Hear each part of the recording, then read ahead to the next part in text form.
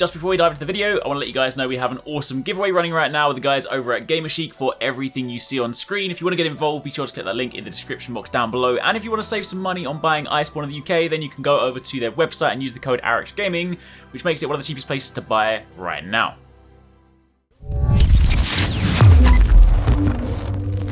Hey, what's going on guys? Arekkz here, welcome back to another video for Borderlands 3, and we're back with another build guide, and this time we're turning our attention to Zane. If you didn't catch the one that I uploaded yesterday, then we took a look at Flak. That is a nice high damage stalker build, so if you guys want to know how to kick out insane numbers with Flak, then be sure to check that out. But this time, turning our attention to Zane with a build that allows you to just stack more gun damage, get insane movement speed, and have the ability to spam grenades thanks to your drone, and it also has some extra survivability thrown in, so just in general, it's a nice, good build for running through, blitzing enemies, and just taking on anything that stands in your way. So to begin with, if we turn our attention to the trees, the very first tree, the main tree that you'll be spending most of your points in is the double agent one. Of course, this gives you the digiclone, which allows you to spawn a clone, and as you'll see when we upgrade this later on, you also have the ability to then give your clone your best weapon, which can of course become pretty potent later on. But fundamentally, this allows you to spawn a clone of yourself, which will of course shoot for you, and you can then swap places with it. It's very, very good, both from an offensive and a defensive point of view. Then on the top line, you're going to put some points into synchronicity. You're going to spend 5 points in there, maxing it out. And with this one, whenever one or more of your action skills are active, you then gain increased gun damage for each active skill. And remember, one of the main things about Zane is that you have the ability to choose 2 skills. You can sacrifice your grenade and have 2 skills. So in this one, we of course have double agent, and we also have the drone. So basically, having 2 of those out allows you to get even more damage. You then also spend some points in borrowed time, which gives you increased action skill duration, which of course synchronizes quite nicely with that previous skill, because then of course it's out for longer, gain that increased damage. It is a very good combination.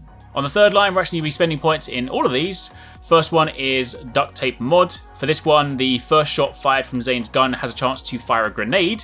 So obviously that's partly where some of this grenade spam is going to come from. Not just you, it's also going to come from your drone. But that is pretty handy. It actually procs a lot more frequently than you might think. You're also going to want to unlock fractal frags, which with this one, the digiclone can also throw a copy of Zane's current grenade mod. So while you yourself might have sacrificed the grenade, your digiclone can still take advantage of that, can still use it. So that is also more chances at grenades. And of course, on top of that, we also spent all 5 points in Danny Brook, which is a kill skill where whenever Zane kills an enemy, he and his digiclone receive increased gun damage and gain health regeneration for a few seconds. So basically, as you can kind of start to see, you have the clone out for increased damage. You of course have your clone who can use your grenades, and then of course, should you get a kill, it increases your gun damage and of course the health regeneration for both you and your clone. So pretty handy. Of course, for the mods for your digiclone, you're going to want to make sure you use the binary system where whenever Zane swaps place with his clone, a cryo nova is triggered around Zane and his clone. Just kind of a good defensive option, especially if you happen to teleport into the middle of a group of enemies. Plus, you're also going to want Schadenfreude, where whenever the clone takes damage, Zane's shield is restored by a portion of that damage. So that's a little bit of the survivability angle.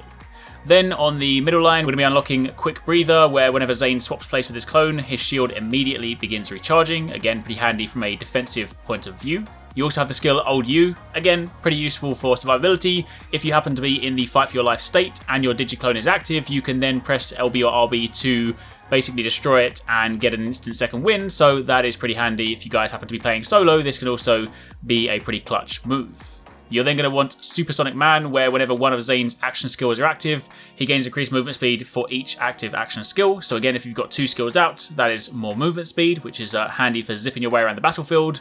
You're going to want Trick of the Light, where Zane deals bonus shock damage to enemies that aren't targeting him. Of course, kind of handy if you happen to switch place with your digiclone, so you can then of course throw that targeting off. And then also you're going to want Boom Enhance, where whenever Zane summons his digiclone, it consumes up to 3 grenades, and for every grenade consumed, the digiclone gains increased gun damage, max health, fire rate, reload speed, and digiclone duration. And given that you yourself are not going to be using your grenades, then you're probably always going to be in a position where you've likely got them close to being maxed out, so you can definitely benefit from that. And then of course finally in this tree you have the last skill, Double Barrel, where the clone is equipped with a copy of Zane's current weapon when activated. So of course if you happen to have a really potent weapon, then that in itself is very nice, and if you swap places with the clone, it causes Zane and his clone to gain increased gun damage. So put it in a position, swap places, give it a good weapon, it makes the clone very potent and suddenly goes from being just like a thing you just throw out the battlefield to draw some attention to something that is actually very useful in battle. Now after that, we're obviously going to switch over to the Hitman tree. For this one, you also have the Sentinel drone, which you can then throw out, and ordinarily it can fly around and attack people, but once you start to mod it, you can actually make it a lot more potent, and this is where the other grenade spamming aspect comes in, because we're going to basically set it up so that it can then rain bombs down from the sky. Before that, you're going to want to spend some points in Violent Speed, which again is a kill skill. After killing an enemy, Zane gains increased movement speed for a few seconds. Plus, you're also going to want Violent Momentum, where Zane's gun damage is increased while moving. The quicker he moves, the greater the gun damage. So you can begin to see how this stacks up quite nicely. You've got some things that allow you to zip around the battlefield, and there's a lot of things that just basically stack gun damage on gun damage. So there's a lot of potency right here. In the next line, you're going to want Drone Delivery, where Sentinel will occasionally drop a free grenade based on Zane's current grenade mod while attacking enemies. So now you have the ability for your drone to potentially throw out a grenade. You can throw it out when you're shooting your weapon, plus your drone can drop it down from the sky, so you have some pretty nice grenade options for somebody that has effectively sacrificed their grenade. And then finally, down this tree, you have Death Follows Close, where all of Zane's kill skills get increased effect and duration. So, given that a lot of your kill skills are damage stacking, then if you can increase the duration of those, it just means more damage for a longer period of time. So, also very handy. Do keep in mind, this build was around sort of level 45, so you will have a few more points to spend afterwards, and you can of course throw them into whatever you like. But the other things worth talking about are Bad Dose. This is a mod for your drone. With this one, your Sentinel will occasionally shoot out a beam of radiation that weakens enemies and buffs Zane. And for every enemy that it weakens, it also increases your movement speed and fire rate. Again, going hand in hand with that skill that further increases your gun damage based on your movement speed.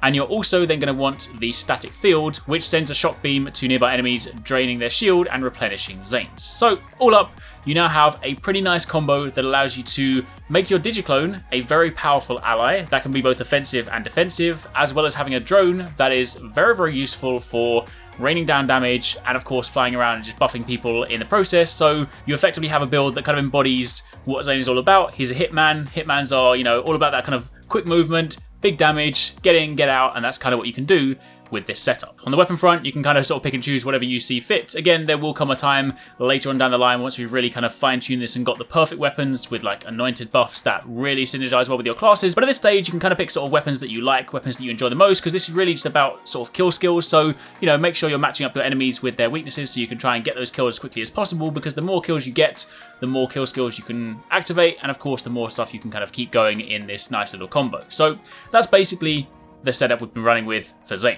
It's been pretty successful so far, run through the whole campaign with this, been pushing into some of the endgame content and really able to just sort of like blitz through with Zane, doing some nice damage. So hopefully for those of you guys that are wondering maybe what you should be doing or where you should be spending your points, this could give you some tips. Anyway, that's it for the time being. Be sure to keep it locked. We've got more build guides coming for Moze and Amara. So of course, if you're hyped for the game, you're excited, you've got questions, stick around, you're in the right place. I really hope you guys enjoyed that video. Remember to hit that subscribe button and also click on the little bell icon to turn on notifications so you don't miss my next upload. Also, don't forget, you can check out 269 and Paradise Central streaming over on Twitch 6 days a week. You can find a link to the multi-stream in the description box down below. Be sure to drop by and get involved. Thanks again for watching. Take it easy. Catch you next time. Peace out.